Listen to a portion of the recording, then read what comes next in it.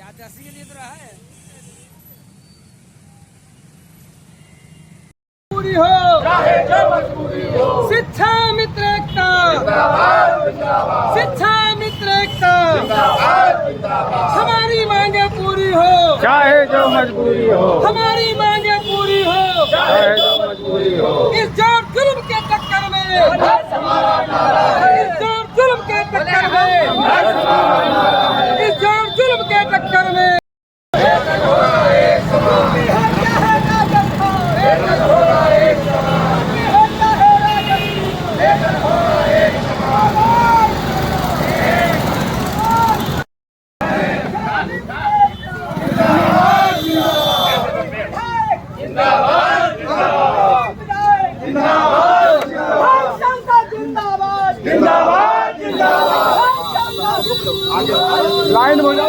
फिर 20 फरवरी हुआ और उसके बाद निरंतर सरकार से संवाद हम लोगों का स्थापित होता रहा और उस सरकार के संवाद में निश्चित रूप से बात निकल के आती रही कि कोई ना कोई समस्या का समाधान शीघ्र कराया जाएगा।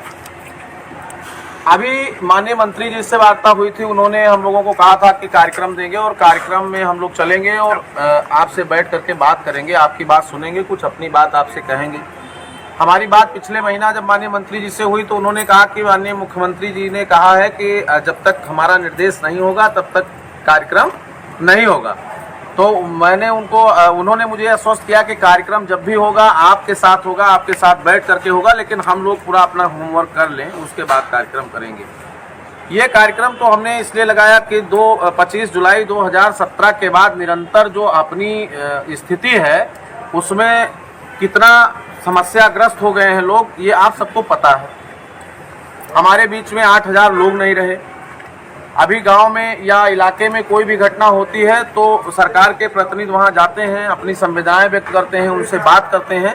लेकिन हम लोगों के यहाँ अगर कोई भी घटना होती है तो सरकार के लोग बगल में बैठे हैं, उसके बाद भी नहीं जाते हैं, उसके बाद भी आपसे कोई बात नहीं करते हैं। ये तमाम चीज़ों को हम लोग भी रीड कर रहे हैं, हम लोग भी देख रहे हैं, हम लोग भी सुन रहे हैं और हम लोग भी समझ रहे हैं। लेकिन शिक्षा मित्र हो या अन्य जितने भी संविदा कर्मी हैं, आप सबको देख लीजिए, चाहे वो निदेशक को देख लीजिए, आंगनबाड़ी को देख लीजिए, आप पीआरडी को देख लीजिए, ग्राम प्रहरी को देख लीजिए, नर्सेस को देख लीजिए, आप डेली वर्क चार्ज को देख लीजिए, पीडब्ल्यूडी में आप मतलब कहीं भी। लेकिन कहीं ना कहीं आने वाले समय के लिए इनको दिक्कत है। जैसा कि प्रमाण अगर आप चाहें तो अभी आप देख लीजिए एमपी में चुनाव सर पे आया, सारे लोग हिले पड़े हैं, उनको लगता है कि खतरा है, सरकार बदलेगी और दिक्कत आएगी। तो वहां जितने भी सबसे पहले संविदा कर्मियों के लिए इन्होंने जो है घोषणाएं शुरू कर दिया। संविदा कर्मियों को बुला रहे हैं, एक एक करके बुलाते हैं, उनकी घोषणाएं करते हैं। पिछला जो हमारा विधानसभा चुनाव था उसमें भी ये प्रक्रिया शुरू हुई थी उत्तर प्रदेश सरकार की, और हमको भी बुलाया गया था, हमारे साथ बैठक भी हुई थी। तत्कालीन मंत्री थे आदरणीय द्विवेदी जी, उन्होंने कहा भी था और कहा मुख्यमंत्री जी आपके बीच में आना चाहते हैं, आप कार्यक्रम करिए और हम लोग सरकारी कार्यक्रम करा देंगे। हमने कहा आज तक मैंने जितना कार्यक्रम 20 साल में किया, हमने प्राइवेट कार्यक्रम, हम आतिथ्य के रूप में आपको बुलाएंगे, आप आइए और हमारी वेदनाएं सुनिए और हमसे बात करिए और हमारी बातों से आप सहमत होइए तो घोषणाएं करिए, जैसा कि पहले की सरकारों ने या पहले की व्यवस्था में किया गया था। हम ऐसे परमानेंट नहीं हुए थे। हमने 2001 से लेकर के 13 सितंबर 2001 से हमारा संघर्ष चला और फिर 2014 में आप पूर्णकालिक अध्यापक बने और 15 में बने। जो बचे थे उनके लिए संघर्ष था, लेकिन ये दुर्योग था माननीय उच्च न्यायालय का, सर्वोच्च न्यायालय का। लेकिन सर्वोच्च न्यायालय ने स्पष्ट रूप से सरकार को गाइड किया था कि इनकी समस्याओं का निदान आप अपने स्तर से कर सकते हैं, जैसा कि उड़ीसा की सरकार ने कर दिया, झारखंड की सरकार ने कर दिया, छत्तीसगढ़ की सरकार ने कर दिया, मध्य प्रदेश में हो ही रहा है, बिहार का बहुत अच्छा परिवर्तन हो गया, राजस्थान में अभी आपने देखा जियो आ ही गया है, चंडीगढ़ का जियो आ ही गया है, दिल्ली का आ ही रहा, 34,600 रुपया हो ही गया है। ऐसे तमाम हमने तो इनको ऑप्शन दिया मांग पत्र में, जनवरी से हम दे रहे हैं और आज भी दे रहे हैं, हम आज भी ऑप्शन दे रहे हैं। तो अभी हमने निर्णय लिया कि हमारा जो ये आज 25 जुलाई 2017 से अनुरोध प्रत्येक वर्ष हम लोग काला दिवस मना रहे हैं। क्यों मना रहे हैं? हमारे बीच में 8,000 लोग नहीं रहे।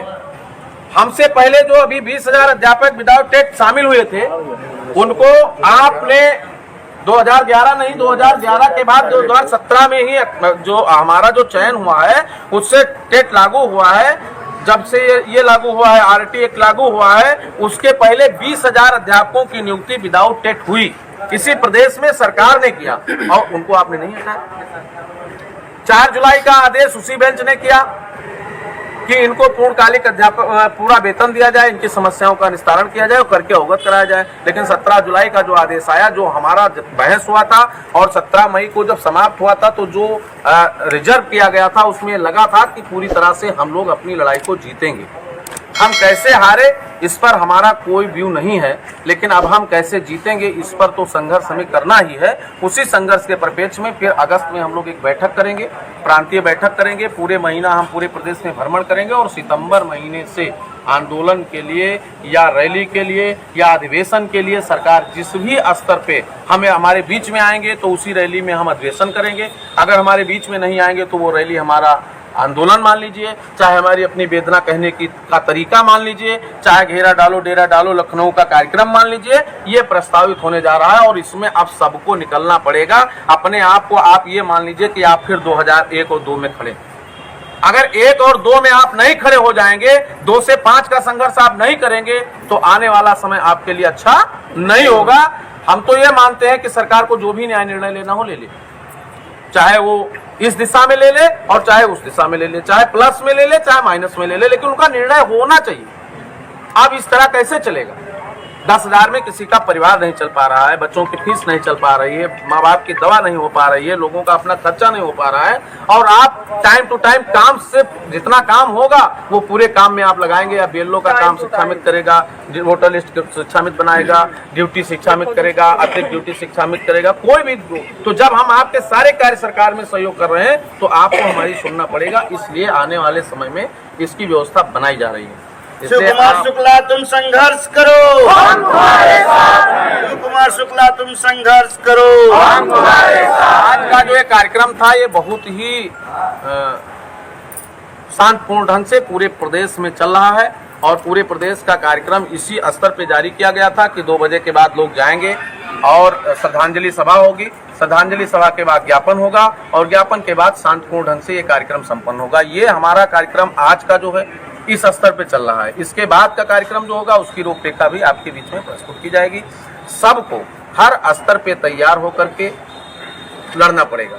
साथ ही इस विषय से हट करके भी एक विषय हमारा है, उस पर हम लोग अभी मीटिंग करेंगे तो चर्चा करेंगे कि सरकार भले ही हमारा नहीं सुन रही है, लेकिन हम सब की जिम्मेदारी है कि जो हमारे बीच में समस्याएं पैदा हैं, हमारे बीच में जो साथी नहीं रहे, उनको अगर सरकार कोई सहयोग नहीं कर रही है तो हम तो सक्षम हैं। हम अपने का सहयोग करने के लिए हमको आगे बढ़ना पड़ेगा और उसकी व्यवस्था लगभग बनाया गया है और वो व्यवस्था जैसे ही प्रणीत होगी तो उसमें आप सबको बढ़ चढ़ कर के सहयोग लेना पड़ेगा। उसमें गोंडा की सबसे बड़ी जिम्मेदारी होगी, फिर हमारे मंडल की जिम्मेदारी होगी, फिर हम उसको स्टेट पर ले जाएंगे। तो उसमें हम एक बड़ा काम करेंगे कि हम अपने साथियों का सहयोग करेंगे, उनके परिवार का सहयोग करेंगे और आप लगभग लोगों के लड़कियों की शादी का अवसर समय हो रहा है तो उसमें हमारा बहुत बड़ा फोकस होगा। वो हम लोग कम खाएंगे, वही होगा कि हम एक रोटी कम खाएंगे लेकिन अपने साथियों के साथ खड़े होकर के उनकी मदद करने का काम करेंगे। इसमें सबको सहयोग करना पड़ेगा, सबको साथ आना पड़ेगा। तो इस पर भी आप लोगों को काम करना है। जैसे कि पूर्व में सूचना थी ही, हमारे यहाँ पूरे प्रदेश में नोटिस थी। लगभग जो साथी इस कार्यक्रम में प्रतिभाग किए हैं, जो नहीं आए हैं, उन सबको भी आपको जाके जगाना है कि आगे इस कार्यक्रम को बेहतर बनाने का प्रयास लोग करें। और जब तक हम लोग लड़ेंगे नहीं तब तक हम लोग आगे बढ़ेंगे नहीं। हमारी चाहे लड़ाई 2 तरह की होती है, लड़ाई 2 है। एक लड़ाई है वार्ता के साथ हमारा काम बने और दूसरी लड़ाई है अगर वार्ता से हमारा काम नहीं बनता है तो हमको निश्चित रूप से सड़कों पर निकलना पड़ेगा और उसमें फिर वही आंधी चलाना पड़ेगा जो आंधी हम लोग चलाए थे।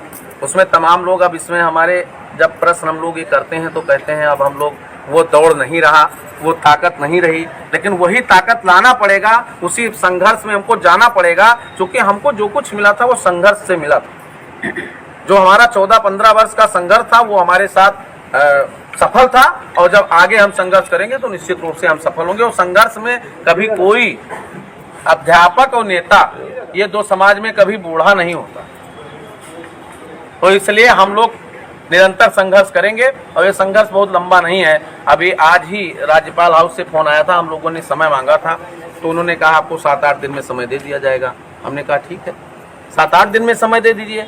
1 महीने से हम मांग रहे हैं तो अभी 7-8 दिन बाद दे दीजिएगा। मुख्यमंत्री जी को 20 बार हमने पत्र लिखा है, 20 बार हम लोगों ने प्रयास किया है वार्ता करने के लिए। निश्चित अभी उनका कोई भी समय निर्धारित नहीं हो पाया है। तमाम साथी हमारे जब हम कुछ लिखते हैं तो उस पर कमेंट करते हैं सीधे मुख्यमंत्री जी से मिलिए। वो कोई गांव प्रधान तो है नहीं कि उनके कॉलर पकड़ के खींच ले वो, नहीं सवेरे वोट ना दे वो। मुख्यमंत्री जी जब चाहेंगे तो लोग उनसे मिलेंगे और आदरणीय मुख्यमंत्री जी जो वर्तमान में उत्तर प्रदेश सरकार में हैं, उनकी व्यवस्था एक अलग व्यवस्था है। जब वो चाहेंगे तो आप उनसे मिलेंगे। इसके संबंध में ऐसा नहीं है कि वो किसी कार्यक्रम में गए और आप पन्ना लेकर पकड़ा दिया तो उस पर कोई कार्रवाई होगी। कार्रवाई तब होगी जब वो आपको सुनेंगे, आप उनको सुनेंगे, वो आपके व्यवस्था को महसूस करेंगे। फिलहाल एक सुखद सूचना मान लीजिए कि मिली है। अभी पीएमओ कार्यालय में हमने बनारस भेजा था, चंदौली और बनारस के लोगों को हमने कहा था पहले आप पीएमओ पे ज्ञापन देंगे, उसके बाद आप जाकर के अपने अपने डिस्ट्रिक्ट में देंगे। अपने डिस्ट्रिक्ट मजिस्ट्रेट को देंगे, चंदौली वाले अपने को देंगे। तो हमारे साथी वहाँ गए थे। पीएमओ के लोगों का मानना है कि अब बस आप लोगों का भी समय ठीक है और दिसंबर से जनवरी तक आप लोगों के बारे में भी कुछ ना कुछ निर्णय हो जाएगा। ये अभी सूचना हमको भूपेंद्र जी ने वहाँ से फोन किया और बात करके फिर बात कराया और बताया। तो धीरे धीरे कहीं ना कहीं मंथन ये चल रहा है, हमारी संख्या कम नहीं है और आपके साथ जुड़ने वाले लोगों की तादाद बढ़ती जा रही है। अब मैं बताऊं, जब मैं अब बैठता था डिबेट पे तो अकेले बैठता था, अब उसी चैनल पे कम से कम 5-7 संविदा कर्मी के लोग बैठते हैं, 10 लोग बैठते हैं और अपनी बात कहते हैं। पहले लोग उस बात करने से कतराते थे, अब बात बेबाकी से लोग करने लगे हैं। तो धीरे धीरे आपकी संख्या बल को देखेंगे, समझेंगे, परखेंगे। और सबसे बड़ी पीड़ा तो हमारी ये है, अगर हम सहायक अध्यापक ना हुए होते, हमारा मानदेय 20,000 हो गया होता तो यहाँ लोग लड्डू बांटते हुए वो 10,000 से 12,000 करते। हमारे यहाँ तो 50,000 से और नीचे 52,700 से नीचे लोग 10,000 पे आए। इस बात की जिक्र तो कोई नेता करता नहीं। सारे लोग ये कहते हैं अरे हमने तो इतने से इतना कर दिया, अरे आपने इतने से इतना क्या कर दिया, आपने तो उतने से इतना कर दिया कि अब लोग जी नहीं पा। इसको कहते हैं। तो इसलिए उसके लिए आप सबको तैयार रहना है। हम सब